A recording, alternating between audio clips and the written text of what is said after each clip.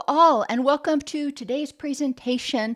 We will be getting started in about 2 minutes, but I wanted to make sure I logged in and said hi and happy pre-Thanksgiving to everybody. Hello, Bob. I am doing well. How are you? Hello, Jenna. I know you were here very early today, so gotta love having people that are, chomping at the bit. I don't know how much you were chomping at the bit versus you just wanted to make sure that you didn't forget. But either way, glad you're here. Today, we're going to be talking about healing the nervous system in addiction and PAWS. And I think that's really important that we focus on because as clinicians, a lot of us are working with people who are in early recovery, maybe from behavioral addictions, but addictions nonetheless. And we want to understand how that impacts the body, how that impacts the nervous system, inflammation, as well as we know epigenetics.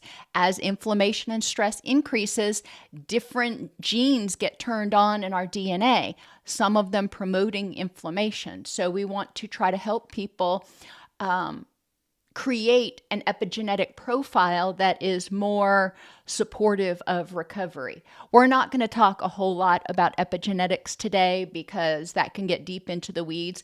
I really want to focus on addiction and PAWS recovery enhancement, if you will. There are some things that you just can't speed up very much, but let's see what we can do here.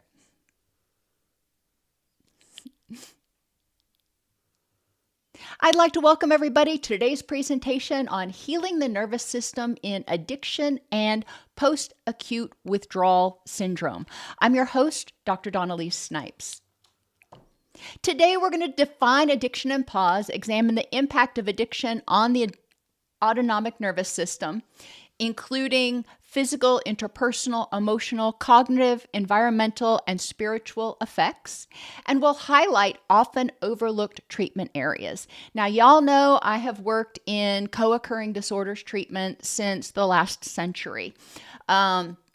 So I've seen a lot of different approaches, but I've also seen a lot of the things that we miss because we are focused too much on keeping people clean and maybe developing a few skills and not enough on healing the whole person and helping heal the body, which obviously we've got to start somewhere, but if we use a multifaceted approach, then people are often going to experience improvement in their symptoms a lot sooner. So addiction is continued use of a substance, behavior, or a person to escape from pain in one or more pieces of life, physical, interpersonal, emotional, cognitive, environmental, or spiritual, despite experiencing problems in one or more areas of their life as a result of use. So if somebody is drinking alcohol, and maybe they're drinking alcohol in the evening because they had a hard day at work. All right, well, is it the best coping skill? No. But if they are not experiencing problems in one or more pieces of life as a result of their use, or if they start to experience problems like their significant other says, you coming home and getting drunk every night, really impacting the kids, and they stop, then we're not looking at addiction. We are looking at heavy use. But the key features are using that causes problems in one or more pieces of life, including physical, and they continue to use despite those problems. Now, when I say pain in different pieces of life, it's important to recognize that withdrawal is also painful. Emotionally, cognitively, physically. So it may not be what we think of as physical pain, like you drink alcohol and it, tears up your stomach. It may be psychological pain. It may be distress in some other form. Spending more time, money, or energy thinking about getting, using, or recovering from use. This is important too. We see it with chemical as well as behavioral addictions. and giving up important activities or failing to meet responsibilities in one or more areas of life. Now, spending more time, money, or energy, or giving up important activities, obviously, those are signs of problems or distress in one or more pieces of life. So this is, really where we're looking at creating some sort of division between recreational use, even heavy recreational use, and addictive behaviors. PAWS is what we usually call it. It's post-acute withdrawal syndrome, and that is a great big old mouthful. PAWS is a lot easier. And it's a constellation of symptoms that people experience as their nervous system and their gut microbiome and everything else heals. It's a constellation of symptoms that people also experience while their body's healing. Their neurotransmitters are kind of out of balance, and they're trying to deal with traumas and resentments and anxieties and other things. So they got a lot of crap going on. They really do, which would make just about anybody feel apathetic, exhausted, just feeling unwell. I just don't have any get up and go. I just feel cravings for use. Well, the use generally supplied increased serotonin, increased dopamine, increased endorphins. So when you're feeling unwell, apathetic, unmotivated, it makes sense that your body's going, hey, I know how we can fix this. Irritability. When we're stressed, we trigger the stress response system. When the stress response system is triggered, we are triggering those irritability chemicals. We tend to be more easily agitated. And remember, going back to that bucket, when we are even when people are using and in early recovery, there's enough going on in the body, in the mind, in the relationships that they have got that bucket filled up with stress. So it doesn't take much to overflow the stress bucket. And when people are in early recovery, not only is their stress bucket up here, almost full, but you've taken away, or they've taken away, the one tool that they've been able to use that's actually sort of numbed the pain so they didn't overflow. So yeah, we're going to expect more emotional lability, more irritability. Unfortunately, PAWS can last for 1 to 2 years post-detox. And you're like, excuse me? Yeah, okay. But the good news, it doesn't last in the same intensity and duration. People who experience PAWS the first 3 to 6 months, depending on what they used, how heavily they used, co-occurring issues, etc. First 3 to 6 months can be pretty tough. It can be very gray. They can feel very irritable and feel like they've got more of a hair trigger. They dysregulate more easily. As their body starts to heal, those episodes of irritability go down because they've essentially drained some of their stress bucket. So they've got a little bit more room to work with, but their body is still miscalibrated. Their nervous system is still miscalibrated. So there's still a lot of stress on the system, and we're not going to get that stress bucket as low as we would like early on. It's going to be easy for them to fill it up and overflow. Okay, that's fine. But what we see with PAWS is as people heal, they're draining that bucket, and the intensity, duration, and frequency of their PAWS symptoms goes down. The intensity, frequency, and duration goes down. So what we want to look for is gradual progress. And I always try to make the analogy with a physical condition. After somebody has a stroke, you don't expect them in a month to be up running a marathon again. Probably not very likely. What we want to look for is gradual improvements in their symptoms. Same thing is true in post-acute withdrawal. Some people really struggle with the apathy, with the cravings, with the frustration. And in their interpersonal relationships, a lot of times when their significant others see apathy, irritability, emotional lability, and just, not being really motivated, significant others often assume that that means the person's using again. So we really need to do a good job of educating support people about post-acute withdrawal. And could it mean they're using again? Sure, it could. But we need to get FitCat, facts in this context at this time. What do we know? And what is the person doing? We don't want to accuse them of something that they're not doing. They're trying their hardest not to do. And how irritable do you get? I know I do. I get irritable if I know that there is a big piece of chocolate cake downstairs and I want it. And I know that, hey, it's after my eating window, can't have that chocolate cake. Do I tend to get a little bit more irritable? Yeah, because I want that chocolate cake. And chocolate cake is nothing compared to what a lot of people are addicted to. So think about how irritable they may feel when they're having these cravings, when they're experiencing this distress, and they know that there's something they could do to make it go away, but they're choosing not to do it. They're doing the next right thing. We want to support that, no matter how cantankerous they are. Substance use and addiction impact the autonomic nervous system. A lot of people think it just impacts neurotransmitters. Well, no, it impacts the whole kit and caboodle. Your gut microbiome, your nervous system, your vagus, everything. Substance use floods the body with a toxin. This is stressful. When your body is flooded with a toxin, it goes, oh crap, this is not suitable for survival. Things are out of whack. This is a problem.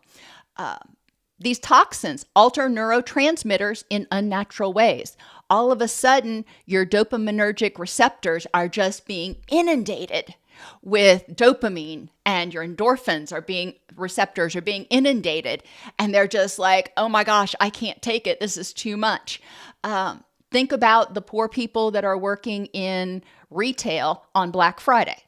Kind of like that. It's just like, oh my gosh, I wanted customers, but not this many. Thank you. When the substance leaves the body, the autonomic nervous system cannot compensate as quickly. Just because the substance isn't there, the alcohol, the opioids, the testosterone, whatever it is, it leaves, and then the receptors are like, what happened? Wait a minute. I was just starting to get used to being overwhelmed, and now all of a sudden, all I hear is crickets. And it's a very stark contrast, which is when people start craving again. And this is obviously more pronounced in people who have addictions and they've become tolerant, because it means that the receptors no longer are triggered by normal levels of dopamine, norepinephrine, endorphins. They get those normal physiological levels of those neurochemicals. They're just like, whatever. I'm not worried about it. It takes a supratherapeutic dose, which is re-administering this substance. Now, can the body heal and reawaken, if you will? It's oversimplified, but reawaken those receptors? Certainly. But it takes the body a while, months sometimes, to recognize, hey, I'm not going to be flooded anymore. So I can be a little bit more sensitive to what's going on. Engaging in addictive activities also floods the body with supranormal levels of dopamine, endorphins, and possibly certain hormones. They found with pornography and sex addiction, for example, that the combination, especially for men, the combination of the dopamine, the endorphins, and testosterone, they actually enhance each other and make that rush, make that intoxication more potent than any of those neurochemicals could do individually. In any event, you're still flooding the body with supranormal levels. Yeah, you're not ingesting it in some way, but you're ramping it up in unnatural ways. These high levels of neurotransmitters alter other hormones and neurotransmitters, which create stress on the body. Anytime any system gets out of balance, it's stressful, and that will trigger the stress response.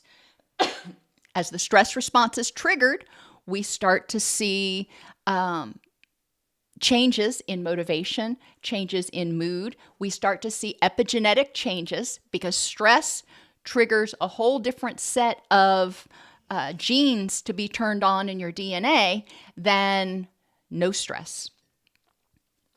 Engaging in the behavior enough, people can become dependent on it to have normal levels of hormones and neurotransmitters, or else they have cravings. People who engage in behavioral addictions, gambling, porn, sex, whatever, very often do have very legitimate physiological cravings in addition to psychological cravings because their hormones, their neurotransmitters, their nervous system totally out of balance. Other stressors common to all addictions. So not only the use of the substance or behavior throwing the neurotransmitters out of whack, but other things that we see, or in my experience, I've seen in most people that I have worked with addictions, circadian rhythm disruption. Even the very few people who are keeping a steady sleep schedule, they're not sleeping as well because their neurotransmitters aren't there, because their cortisol's too high, not enough melatonin, they're not getting good quality sleep. Gut microbiome disruption. Remember, the foods we eat are taken in and broken down by microbes and repackaged into hormones and neurotransmitters and what we need to survive. If those microbes are disrupted, killed off, become imbalanced, then we're going to have a hard time making those hormones and neurotransmitters we need to feel good. Again, just like the nervous system can retune itself, the gut microbiome can repopulate itself when people are eating a healthy diet. And this is one of the areas that we really need to focus on, in my opinion, more effectively in outpatient treatment programs, educating people about the importance of nutrition, as well as in some residential programs. One of the residential programs that I worked at, they had really good food. But in terms of being anti-inflammatory, not so much. It was very Southern, very high fat, not a lot of color, not a lot of fiber. So it wasn't anti-inflammatory. And the body, when it's recovering from addiction, has a lot of excess oxidative stress that needs to be cleared out. Remember, oxidative stress are the byproducts of living. But when we're stressed, we produce more byproducts, we produce more trash. And generally, if you're not eating an anti-inflammatory diet and doing all the things that you need to do to be healthy, which most people in addiction are not, then that oxidative trash builds up, and we need to help people get it out of their system. So an anti-inflammatory diet is helpful.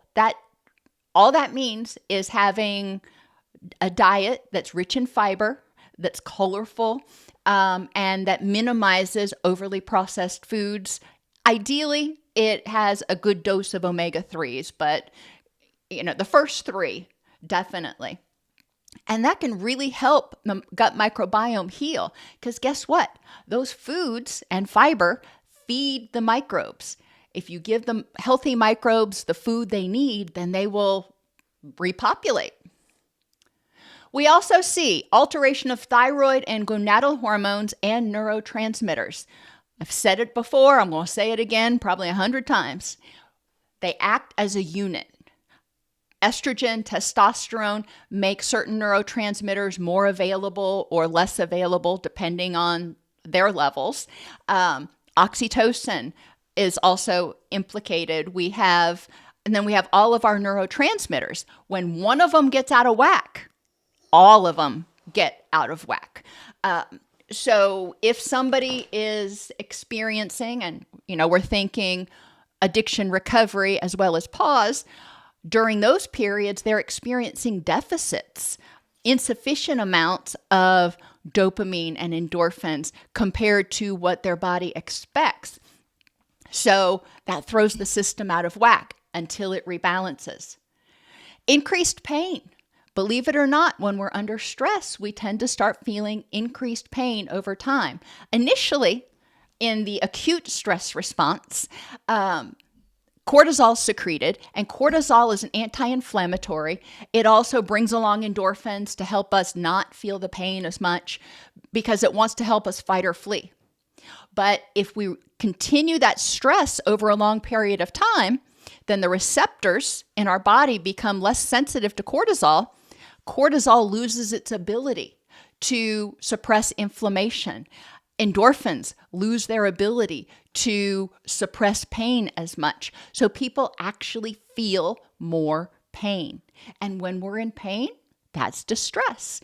And it impacts how we feel. It impacts our motivation, impacts our sleep. And hypervigilance. A lot of people who are in early recovery are hypervigilant. In their addiction, they became hypervigilant, becoming suspicious, trying to protect their addiction, being aware of everything around them. If they were in unsafe environments, they were trying to be aware of everything around them. In recovery, people sometimes become hypervigilant to triggers for use. They are constantly scanning to see if they're safe, see if there's anything around them that's going to trigger them to use. Other people are just plain hypervigilant because of trauma histories that are now not being self-medicated or suppressed. But there's a lot of hypervigilance. The stress response, because especially combined with continued use of substances for a period of time, the person often develops sympathetic dominance, which doesn't just magically go away when the substances are cleared because neurotransmitters, hormones are still imbalanced. Stress is still there. When we're stressed, our body doesn't really rationalize, I'm stressed for this reason, so I don't need to pay attention to that. No, our body is like, I'm stressed or I'm not stressed. And when we're stressed, we tend to be more hypervigilant to anything. We tend to be scanning for more threats in the environment.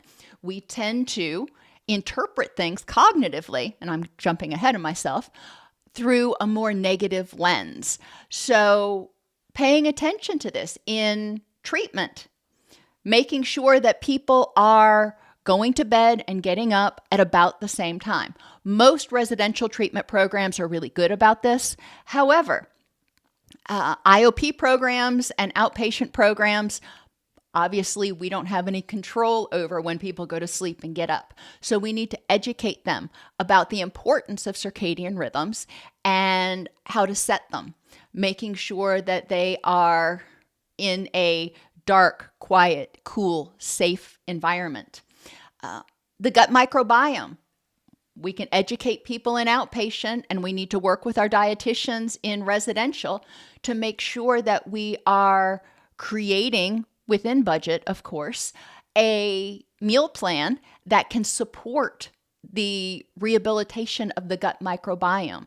You don't need any fancy things. I mean, ideally, if you can get some yogurt in there, that'd be fabulous, or kombucha or something, but that's usually not available. Sometimes yogurt may be available in some of the treatment centers, and that's fabulous. If you're in IOP, what I've done before, or even outpatient, what I've done before is spend a group educating about nutrition, and then we create together a list of foods that they want to start including in their daily consumption. Each person's going to have slightly different foods. One person may like blueberries, another person may like blackberries or whatever. And I encourage them. We go through color by color, and I encourage them to identify foods that they like. We go through different fibrous foods, and I encourage them to identify foods they like.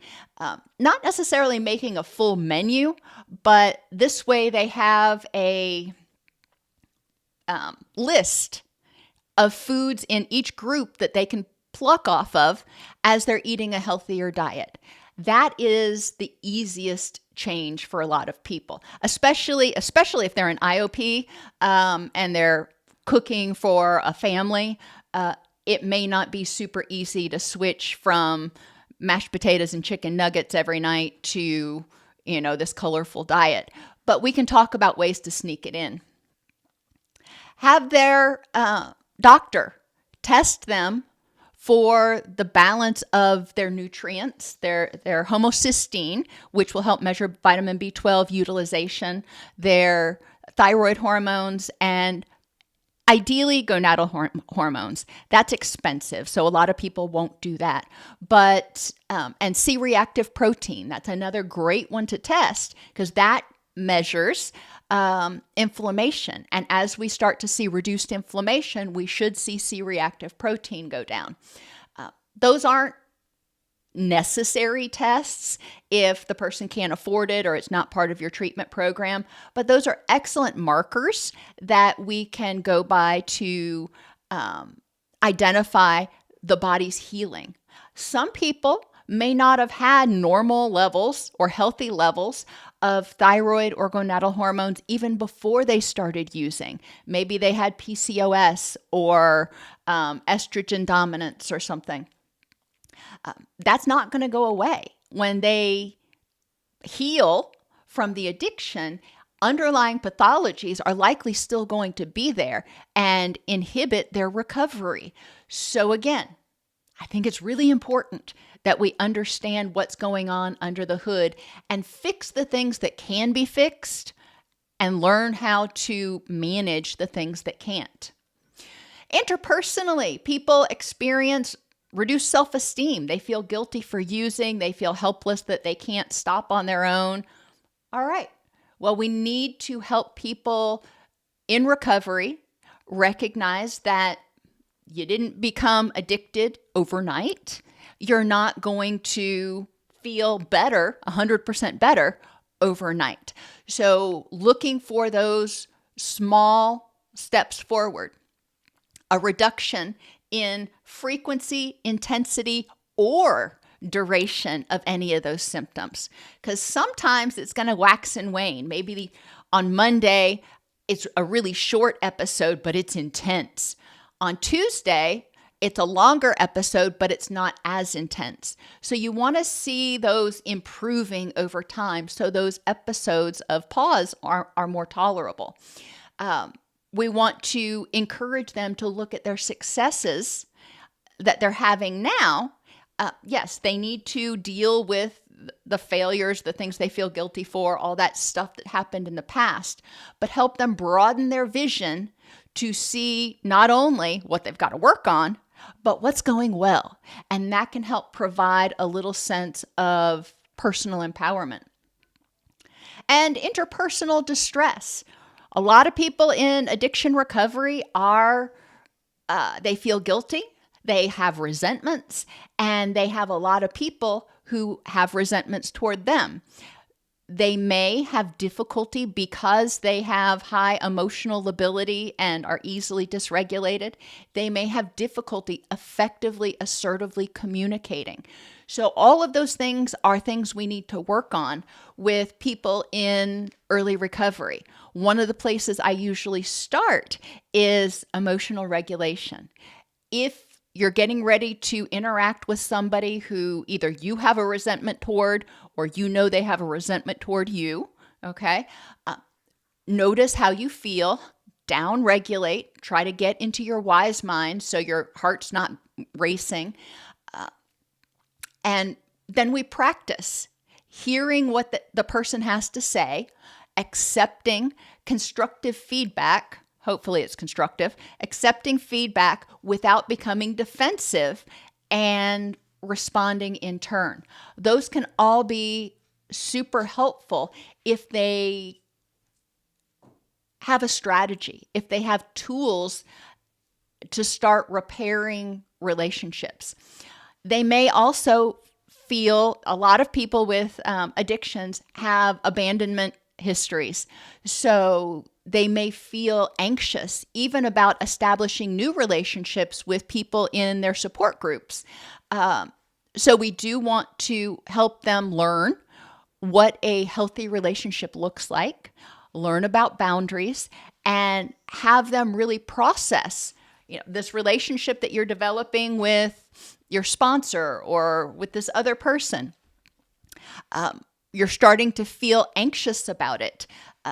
You're starting to be anxious that they're going to abandon you. What are the facts in this context at this time that you have that either support that belief or tell you that that's your mind and prior experiences telling you that you, quote, should anticipate the worst? Emotional distress, I brought it up a bunch. I didn't figure it was really worth going into in depth. In early recovery, and even through PAWS, through the first 2 years, people have that easy dysregulation. Their stress bucket stays pretty full. They often are still hypervigilant, so they're viewing the world through more of a pessimistic lens. And it's important to help them develop tools to activate positive feelings as well as to tolerate distress and manage their other symptoms that arise when they feel a feeling. Cognitively, people with addiction and post-acute withdrawal have brain fog. Early in recovery, it's almost constant. As recovery progresses, as sleep improves, as the nervous system starts to heal and inflammation goes down, brain fog will improve. Negativity, because of that hypervigilance and our body's tendency to focus on threats, people can have more of a negative perception about things, stinking thinking, if you will. Acknowledging that and helping people develop cognitive restructuring tools, looking at, again, FitCat, the facts in this context at this time. What do I know about this situation? And what are, looking at both sides, the benefits and the drawbacks, or what I can control and what I can't control. Too often, they just focus on what they can't control instead of what they can. And executive functioning deficits. When we are stressed, our prefrontal cortex takes a hike. So the more stressed we are, the less able we are going to be to problem solve, learn things, remember things, focus, organize, all of those executive functioning skills. That's okay. Encourage people to learn strategies to deal with that. Like I said, some things we can't fix right away, or maybe not ever. If they have ADHD, you may not ever be able to fix that. So how can they learn to live with that so those symptoms don't cause additional stress? If they're having problems focusing, for example, making sure that when they are trying to focus, they minimize distractions, maybe even up to and including being in a room by themselves with the blinds closed. With my son, we always had to have the blinds closed because he would get distracted by the birds or by the trees or anything else. So when he was doing his schoolwork, we had to have those pulled down. When we were talking to him and asking him to do something, as a child, we had to insist on eye contact. If he wasn't looking at us, then it was a pretty good chance he wasn't focusing on us. So using tools to address those executive functioning deficits and help people learn how to manage and live their richest, most meaningful life, even though they're having difficulty concentrating, even though their memory's in the crapper right now. That's where writing things down comes up. Go old school. Environmentally, a lot of people with addictions start having financial instability. They may have housing instability. If their significant other finds out and they say, you're out of here. And they experience a lot of distress and use triggers when they go out. Somebody who has been abusing alcohol, they're clean, they're sober, they go to Walmart and there's a full aisle of cold beer and wine. It's a trigger. Yes, it's there. No, we don't expect it to go away, but recognizing that is a trigger for them. There's a little voice in the back of their head that goes, look at that right there. You remember that. And it starts romanticizing and remembering the good things about using. Same thing is true for people who watch porn. Just being around a computer can be triggering for them. So we need to be sensitive to the fact that a lot of people in recovery have a lot of very generalized triggers for use. And those can relate directly to use, like the computer for the person who used porn, or they can relate to the traumas and stressors that led up to the use. We can't possibly identify every trigger for any person, but helping them develop tools to become mindful of triggers and strategies to manage them, because they're going to come up. So when this happens, what are the 3 things that you can do to help keep yourself safe, sane, and sober? Nearly all people in early recovery, even to the middle phases of recovery, have sympathetic dominance. This is because their stress system has been on for so long. Every time the stressor would leave their body, they'd use again, or they wouldn't use again. And the body would be going, I'm out of balance, it's stressful. It was stressful either way, using or detoxing, always stressful. So the body got stuck in sympathetic dominance. As a result, some people, most, but developed glucocorticoid resistance and may be tempted to engage in alternate endorphin behaviors, substitute addictions, to give them energy or help them feel better. When I worked in residential, oh my gosh, this was so prevalent. Gambling, sex, and high sugar foods. That's one of the first things I did when I took over the residential wing, was to get rid of the pastries. Since we were a nonprofit, the grocery stores would donate their day-old breads and pastries to us, and they were available 24/7 to the residents to snack on between meals. And so their blood sugar was just incredibly all over the place. And that was increasing their inflammation, which was working against their healing process. And it was also a way they were self-medicating. Instead of learning to deal with the distress in a constructive way, they were self-medicating. The glucocorticoid resistance, that is what we call it when cortisol loses its ability to suppress inflammation.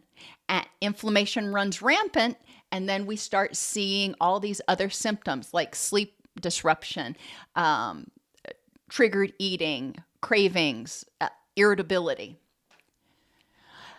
These endorphin behaviors they engage in, as I mentioned, whether it's gambling, sex, or eating, especially eating high processed foods, further tax the autonomic nervous system and delay recovery. We got to cut that out. We've got to help people learn to live healthfully. Recovery requires the person to feel safe and empowered, which means they've got to get control of that nervous system. If they stay stuck in fight or flight, if their sympathetic system stays engaged, they're not going to feel safe. They're not going to be able to relax and get good sleep. Many people have stuff they need to deal with that they were that they were using the addiction to escape from or that occurred during the addiction. I haven't yet encouraged somebody in treatment that didn't have stuff to deal with. And that stuff is emotionally, cognitively, interpersonally painful, distressful. And yeah, that increases sympathetic activation, increases inflammation. So we have to help them deal with that. And most treatment programs are pretty good at helping people deal with their stuff. When the sympathetic nervous system is triggered, people don't feel safe. The relaxation part of your nervous system, the parasympathetic, it is unable to turn down the sympathetic nervous system. The prefrontal cortex, where we do our reasoning and our rational thinking, is this the best choice for me at this time? That disengages. The focus is on the threats. People become more irritable or prone to dysregulation, even about the little things. Behavior tends to be emotion-driven, and impulsivity increases. All of these things we need to recognize and educate the person about, as well as their supporters. Educate their supporters that this is going to happen. There are going to be some bumpy moments, and it's important that their supporters don't take it personally if their loved one has a moment, gets a little snippy for a second. Now, obviously, not tolerating verbal, physical abuse, that's not okay. That's not okay no matter what reasoning you may have behind it. Not okay. But if somebody is more withdrawn, seeming more tired, more irritable, not taking it personally, not assuming they're using, acknowledging it and saying, you know what? It seems like you're feeling very stressed right now. What is it that you need to do in order to deal with that? If somebody's in a 12-step program, they may say, I really need to go to a meeting. If somebody is in a different type of recovery, okay, what do they need to do? Because sitting there in their irritability is probably not helpful. What are they doing to help them keep themselves safe, sane, and sober? When people have sympathetic dominance, they also have imbalanced attention to the perception of threats, encouraging the person to acknowledge the threats. I'm not going to invalidate that. And acknowledge what's going well. Yeah, this is out here. You have pending charges that you've got to deal with. That's true. And you're in treatment. You've been clean and sober for 3 months and blah, blah, blah. So let's look at the balanced picture. Help them become more mindful to their hypervigilance when they're feeling sort of restless, on edge. Help them develop skills to downregulate, grounding skills, looking around the room and identifying 5 things that are brown, or identifying 5 things they see, 4 things they hear, 3 things they smell, 2 things they can feel. Whatever grounding skills work for them to bring their attention to the present moment and facts in the present moment. I may feel anxious and unsafe right now. Let me look around. Well, my cat is sacked out on my desk. My dog is sitting right behind me, also sacked out. There's nobody else in the house. So I'm looking at mindfully, I'm in the present moment and I'm verifying my feelings of, if I feel unsafe, I'm verifying that against the facts of, in this context, at this time, am I unsafe? And we need to regularly have people do that. There is a lot of mind reading that goes on in treatment programs, whether it's in IOP groups or in residential groups or the day room or whatever. That's something that we need to check, because mind reading and hypervigilance often go hand in hand when it comes to relationships. Paying attention to, you feel like so-and-so is being judgy of you. Okay, tell me what it is that they did or said that makes you feel that way. All right, and let's look at that, and then let's talk with them about did they mean it that way. A lot of times, because everybody on the wing or in the unit is feeling like crap on a cracker, then a lot of times they may have unpleasant nonverbals and micro expressions. It may not even have anything to do with the person, which is where we really start checking that mind reading and that hypervigilance to nonverbal cues that trigger stress and abandonment fears in so many people. Continued sleep disruption, even if circadian rhythms are somewhat stabilized, because their neurotransmitters are still out of whack. And in a lot of residential programs, the people are sleeping 2, 4, 8 to a room, which can leave people feeling unsafe, or you may have somebody in the room that snores like a sailor. There are a lot of reasons. So we need to look at sleep hygiene. If the person is at home, they're an outpatient or IOP, again, encouraging them to really focus on their sleep quality. How quickly do they get to sleep? How long do they sleep before they wake up? Is it fragmented sleep where they keep waking up and tossing and turning, or are they out like a light? What is their sleep like? If they continue to have difficulty, refer them back to their primary care, and who may be able to refer them for a sleep study. A lot of people with trauma histories and a lot of people with addictions have trauma histories. So a lot of people with trauma histories or intense chronic stress have sleep apnea because stress keeps all of these muscles up here too tight, and that ends up causing problems at night. That's what they hypothesize, at least.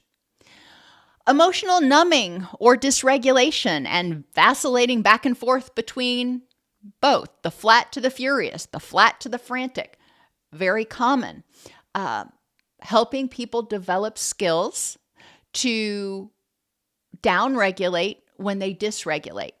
Understanding tools they have to put the brakes on. I'm not invalidating how I feel. I'm recognizing I'm angry, and I'm recognizing that anger isn't going to solve anything. I need to get into my wise mind to figure out how to solve it. So how do I downregulate my stress response so I can engage my thinking mind? In terms of emotional numbing, we want to help people start engaging in behavioral activation, things that used to bring them joy. Have them just start doing them. It can be really hard to do some of these things because, going on a walk in nature pales in comparison to the high they used to get from XYZ. That's true. But let's go on a walk in nature if that's something you used to enjoy doing, and let's notice how it makes you feel. Let's focus on what it feels like to feel calm, to feel content, to feel however they're feeling. There is increased ruminations, common when we're stressed, and those ruminations are often not on good things. They are on what if this happens? What if that happens? Am I going to be able to stay sober? Blah, blah. Their mind can just spiral out of control. Developing skills to manage ruminations can be really helpful. For a lot of people, there are different tools that people can use. Writing them down on a piece of paper and then coming back to them 30 minutes a day, and it's their worry time. Some people will say, I just don't pay attention to them. When I start having them, I actively turn my attention to something else. That works for me really well. If I'm worried about something, I will actively turn my attention to something else and focus on it, like planning my spring garden or, usually planning my spring garden because that's one of my favorite activities. They may have difficulty controlling negative thoughts. Again, same process. Rigid thinking. When you're not engaging your prefrontal cortex, you're going to be stuck in that box. This is what I've always done. This is the only thing I know how to do. So getting back into that wise mind can help. Seeking support from other people or input from other people can help you identify, even if you can't get out of the box, They can help you identify strategies that are outside of the box that you may be able to use. And increased impulsivity, making sure that people are checking in with themselves frequently throughout the day and being mindful of how impulsive they feel. Do they feel like they have no filter? They have a thought and then they engage. If so, what can they do to address that impulsivity? Sometimes it's a change of scenery. Mistakes in early recovery. Circadian rhythms get disrupted because people are exhausted, especially in the first 3 months. So they want to take naps. They want to sleep all the time. The first week or so, that acute detox period, a lot of people sleep a lot.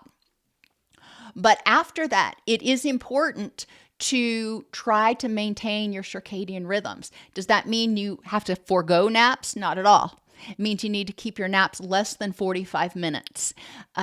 Preferably less than 30, but definitely less than 45. A lot of times that can help people get through the day and with less stress. And quite honestly, short naps actually increase some focus chemicals like norepinephrine. But paying attention to their circadian rhythms and minimizing long naps, super important. Nutrition, avoid that junk food, avoid inflammatory foods, encourage people to eat healthy foods, apples, bananas, whole grain foods, oatmeal. And I have a lot of videos on anti-inflammatory nutrition, but ultimately, 3 colors on your plate at every meal, and at least one of them that's high in fiber, like some sort of grain or legume. Blood sugar management. We almost never pay attention to this. If the person is not diabetic, it goes under the radar. They estimate that 54% of Americans are either insulin resistant, pre-diabetic, or diabetic. 54% of Americans. That's not looking at people who have had chronic stress. Stress, when that stress response kicks off, what happens to our blood sugar? Goes through the roof. Our body gives us this surge of glucose to help us fight or flee. So people who have had chronic stress, especially those in early recovery who are undergoing a lot of acute stress, often have blood sugar spikes and may be insulin resistant. Insulin resistance, diabetes leads to systemic inflammation. We need to get it under control. Oral hygiene. One study found that over 60% of people in addiction treatment reported poor oral hygiene. Now, these are just the people who are reporting that they've got some kind of tooth problem or mouth problem, dry mouth, cavities, gingivitis, something like that. Those are only the people who it was bad enough that they said, I got to see a dentist. A lot of people, because of a variety of factors, not the least of which is ongoing sustained systemic inflammation, have problems with oral hygiene. Our mouth is a gateway to getting bacteria into our system and increasing systemic inflammation. It's an overlooked treatment area. Encouraging people to not only brush, but also floss is going to be super important in recovery. Vagal tone enhancement. Have people monitor, when possible, their heart rate variability. If you can have them, if your facility can get a couple of polar H10 straps. You don't have to get super fancy with it. There's an app that they can use, that the person can use to monitor their heart rate variability. You get a snapshot once a day. And so if you've got 30 people in the program, you have 10 straps. It doesn't take long to get each person's HRV measurement a few times a week. You don't need to do it every single day. But what you want to do is see improvements in their heart rate variability, because that will show that their parasympathetic nervous system is actually starting to get stronger. And that's what we want. We ignore pain management. We say, unless they're complaining about it, we're not going to address it. We need to address it.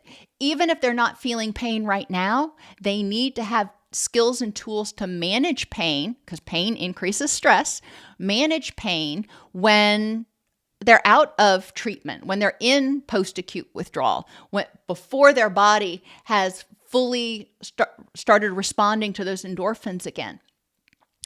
Helping them develop guided imagery, transcutaneous electronic nerve stimulation, otherwise known as TENS units, massage, heat, cold, stretching. There are a variety of different techniques that can be used depending on the type of pain to help the person manage it non-pharmacologically.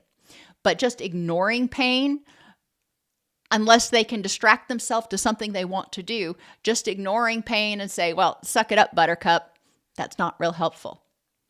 And we need to pay attention to those substitute addictions, including nicotine. Emotionally, many programs do not do a good job teaching integrated mindfulness. They don't do a good job starting each IOP session with a mindfulness activity, or start having the people in residential treatment engage in mindfulness activities before each meal. There are ways we can teach people to integrate it into their lifestyle, but we have to prompt them. We have to help them learn to integrate it. It's not something that just comes naturally. And as I mentioned, behavioral activation, super important. Doing things that help people laugh, even if that's putting on inane YouTube videos in the day room. So, there are lots of YouTube videos that are funny and not triggering. Cognitively, in recovery, we often tend to reinforce focus on threats and powerlessness. We focus on, these are your triggers. This is, you're powerless over this, you're powerless over that. We need to expand the vision. Yes, there are threats out there, but what else is going on? These are the threats, and these are your strengths. These are the things that are going well. These are the things that, balance it out. So they recognize that it's not just a minefield in trying to live. And what do they have the power to control? Yes, this you cannot control, but this you can. You cannot control how alcohol affects you, but you can control whether you walk into that bar. Overload, especially in early recovery, when people are tired, stressed out, having difficulty focusing, they've got brain fog, and you sit them in group all day long and talk at them, they're not going to pick up any of it. If you're expecting them to engage in a lot of things that require cognitive activity, a lot of them are not going to remember it. So being cognizant and compassionate in how much information people have to process. Recognizing boundary violations and cognitive boundary violations, telling people this is what you need to do. This is what you should do. This is the right thing to think. Yeah, not helpful. Environmentally, there's a lack of empowerment triggers. We want people to look around their environment, whether they're living at home or in a facility, and feel empowered. Hey, I can do this. Look at all the people that have succeeded. Look at how far I've come. Whatever those empowerment triggers are. Journals can be helpful. Pictures can be helpful. People telling their story. People who are in long-term recovery telling their story can be helpful. We want to have that prominent. We want to make sure they feel safe. Again, if you're sharing a room with 4 other people and you can't lock your stuff up, you may not feel safe. So talking with people about what helps them feel safe. Having a place where people who are introverts can go for alone time, downtime, whether it's a picnic bench outside or a library where nobody's going to come up and bother them. They need time where they can be unbothered every day. And spiritually, an insistence on a focus on a higher power is not trauma-informed. I'm sorry, it's just not. A lot of people feel very abandoned by their higher power, and they feel very abandoned by their parents. And it's just a replication of that abandonment and telling them to focus on that entity being that they feel abandoned them may not work for them in early recovery. You can look at good orderly direction as, and if you look at that G-O-D, God, is the plan to get you to the destination of your rich and meaningful life. I make the analogy, it's like asking Google Maps for directions. I'm here at this point and I want to get to this point. Good orderly direction helps me get there. Good orderly direction improves parasympathetic nervous system activity because it helps people feel grounded and empowered, which reduces inflammation and improves mood and cognition. So the parts of good orderly direction, the mnemonic is perfects. Prudence, people need to have patience, that means not impulsivity, and wisdom. Have patience, get the information you need, and then make a wise decision. So prudence. Endurance of distress, because it happens. So helping people recognize that they can endure stress, they're distress tolerant, and they have skills for down regulation. Respect for self and other, helping them focus on what I'm thinking, what I'm doing. Is it demonstrating respect for me and for those that I care about? Same thing with forgiveness of self and other, and compassion for self and other. When people are letting go of anger, when they are being more forgiving and compassionate, it reduces stress. It helps reduce sympathetic activation. Truthfulness with self and other. Well, it's a whole lot easier to relax when you're not having to remember your lies. And it's a whole lot easier to heal when you're being truthful with yourself about what you need. And selflessness, which is defined as helping others to the extent that you can without hurting yourself. And that's the part that a lot of people forget.